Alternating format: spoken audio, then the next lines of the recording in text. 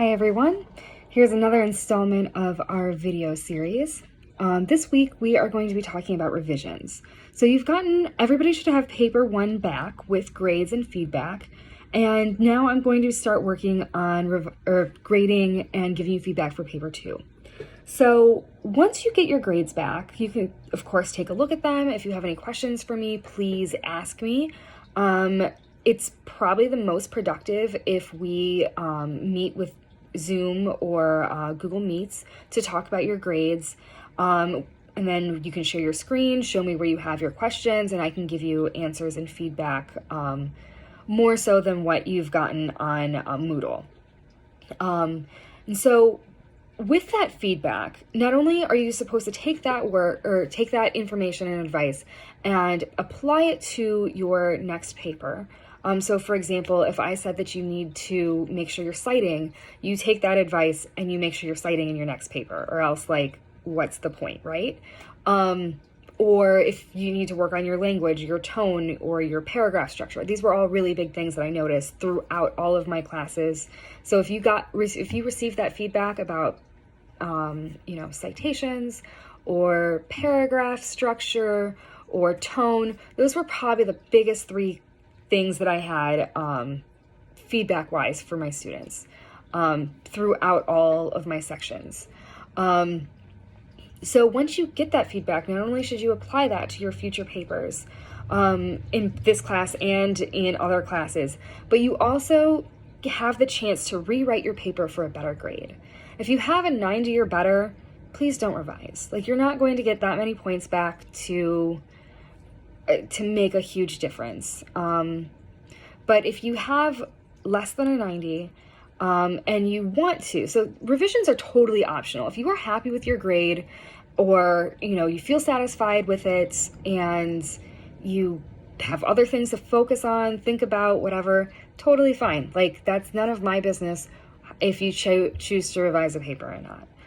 However, you should know that if you revise a paper, there's no way you can get a lower grade. So even if you totally missed the point of what you were supposed to do, but you put in work and effort anyway to make that paper better, you will get some sort of points back. So that's the really nice thing about revisions. The other really nice thing about revisions is I don't know if you guys know this or I've talked about this yet, but I'm super bad at math. The only math I can do is fractions, and that's when I'm baking. So if a recipe says, I need, a half a cup of flour and I'm cutting the recipe in half, then I know to use a quarter cup.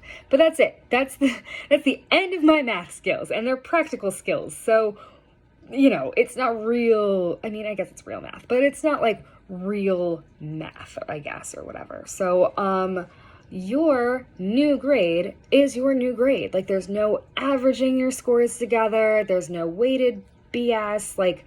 Any sort of math that happens, or with your grade happens on Moodle, and I don't calculate it. Moodle does it for me. It's great. But this, I would have to figure out myself, and I don't have time or patience for that. So your new grade is your new grade. So if you have a 62 or something crazy, and you redo the paper, you could potentially get an A. How cool is that? But again, it's totally up to you. So you go through the feedback and you make systemic changes. So it's called revision. So revising is re-envisioning your paper. So you take that work and you take that feedback and you change the vision of your paper. This has to be big, systematic stuff in order to get a lot of points back. If it's little things you use you too many times, you're going to change that, or you're going to I don't know, citations are a big deal. So changing citations alone will get you at least a letter grade back. I don't know, but if it's little things I didn't punctuate properly, or I didn't whatever, that's not going to get you the same amount of points back as something that is big, I said, citations, or maybe you were missing a primary source, which, by the way, you should have primary sources, because we did many things in our unit for primary sources. Like, you have the interview with your friend or your parent that you can use. You have the videos that I posted. There's no excuses not to have a primary source in your paper, because you already did the work. Anyway, so those are you need to, like I said, big structural things. And it's hard for me to kind of tell you like what to do, because I need to look at your individual papers and give you like, and tell you, like, if you need help figuring it out, like, then I should be telling you based on your paper. Like, I can't really say this is what you need to do for a revision, because everybody's different. Everybody's paper is different. Everybody's work is different.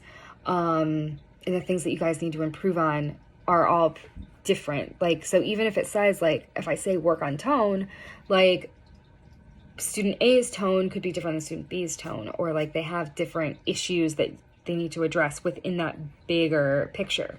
So definitely, like, go back through your feedback. If you need to talk to me, please make an appointment, email me. I'm pretty open. Like, all I'm doing right now is grading papers. Like, honestly, that's all I ever do. Like, I grade papers and I walk my dog and like I watch TV. I mean, and half the time I'm watching TV while I'm grading papers and making dinner sometimes. So I am totally free and totally open and totally available to you guys. So let me know if you need anything.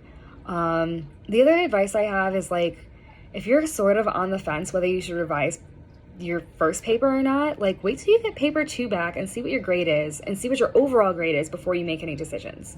Project 3 is pretty simple. Like, usually people do really well on that too. So if you're worried about your grade, like, Project 3 will definitely help boost that.